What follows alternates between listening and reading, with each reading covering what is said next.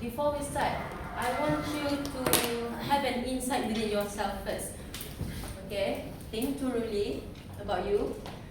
Okay, done? So I want you to question yourself. Who is in the class thinks that oneself is an introvert? Raise your hand. Introverts? Raise your hands. What about extroverts? Is there any extroverts here? None. Okay, one extrovert. What about ambiverts and omniverts? Have you heard of these terms? Yes. Yes? Okay. So we will talk about all these four personality, social personality types. Okay? So have you sit in a group and you wonder one of your friends speaks less while your another friend would rather love to speak louder, be the center of attention, and love to gain more attention from the others. Have you ever wondered about that? Yes. Yes, right. Because like, why would both of these people act differently? So, Assalamualaikum and good afternoon. My name is Nurain Izzati, and I will talk about social personality spectrum. So, before we dive deeper into this, I would like to talk about the broader classification of it, which is 16 personality. Have you heard about 16 personality? Yes. Maybe enneagrams or Myers-Briggs? No? Okay, it's okay. It's okay.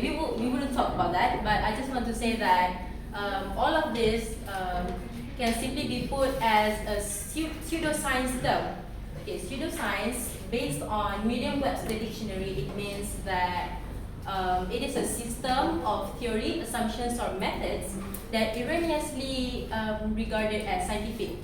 So, simply speaking, it means that a statement that claims to be scientifically proven, but there is no scientific proof about it. And social personality lies under this classification. So, social personality means how people gain their energy, how they respond to others, and how they react to social situations.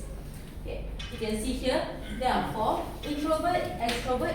We have getting used to this because they are more formal terms. While ambivert, we commonly use this term, but it is not scientifically proven. While omnivert, it is a term that is gaining more attention in social media, so it is more of an informal term. So let's see the difference of all of these social personality. Okay, so you can see these are the difference. So for introverts, they love their solitude. They love to be charged alone. But keep in mind that introverts are not equal to shy and awkward person. In fact, there are lots of celebrities and influencers that are introvert. They will put on a facade, they will put on a face in front of the camera to interact and do their job. But when they strip down all of the cameras in front of them while they are being themselves, you can see that they are actually an introvert. While extrovert, on the other way around, they recharge socially. They love being in a group. They love being the center of attention, and they actually love being louder because that is just how they recharge their energy. So this type of people, they could be a natural leader because they are active and they could gain networking, and people are also attracted to their aura. Okay. Well, for ambivert and omnivert, you could see they are almost the same, but we can see the slightest difference between them. So for ambivert, they are balanced. They lie on a grey line, sort of. They are not too extroverted, but they are not too introverted as well. They can be in a group, they can mingle with friends, but they will also prefer to conserve their energy.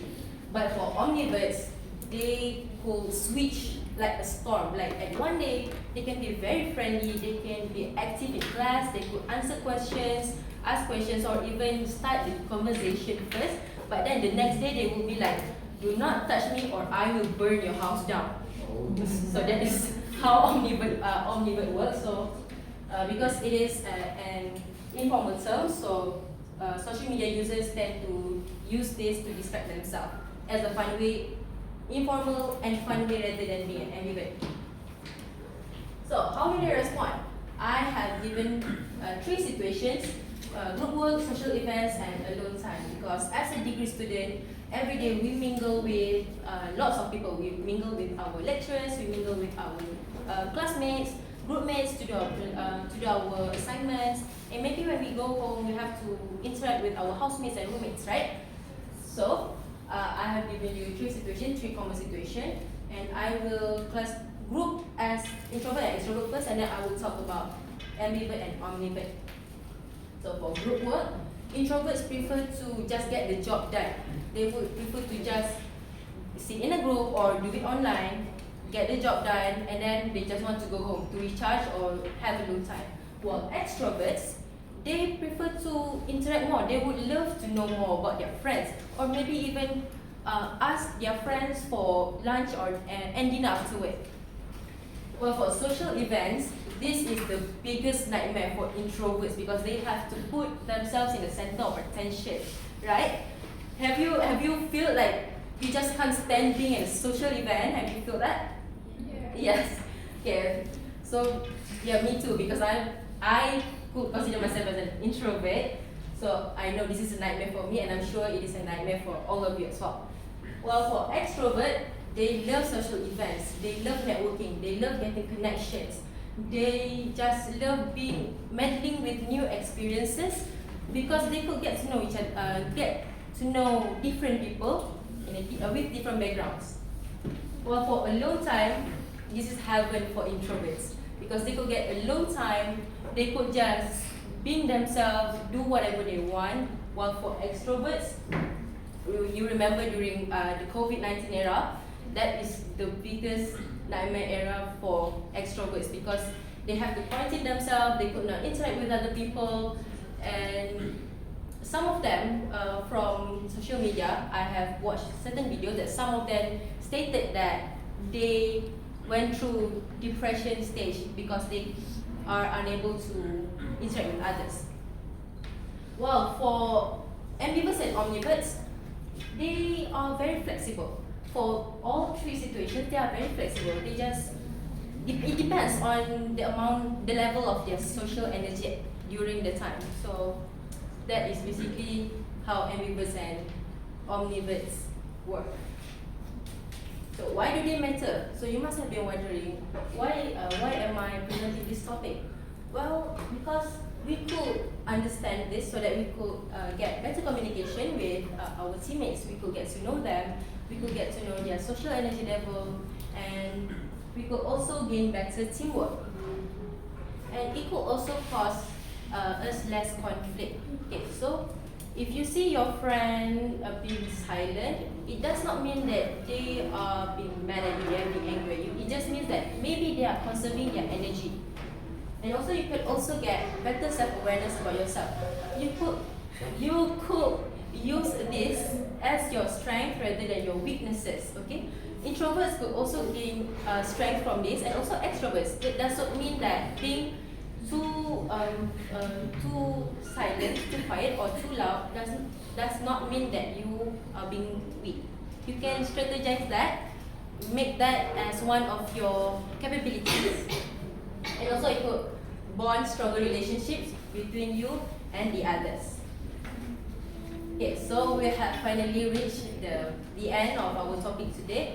So I have presented to you about those 4 social personality types. How do they respond and why does it matter? So by knowing this, you could get better self-awareness about yourself and could respect other social personality as well. And all of you could interact better and work together more effectively. Okay, so before I end my speech, I would like to remind you that being different does not mean you are being wrong. It just means that everyone has their own unique way of interacting with the world. So that is all from me. Thank you very much.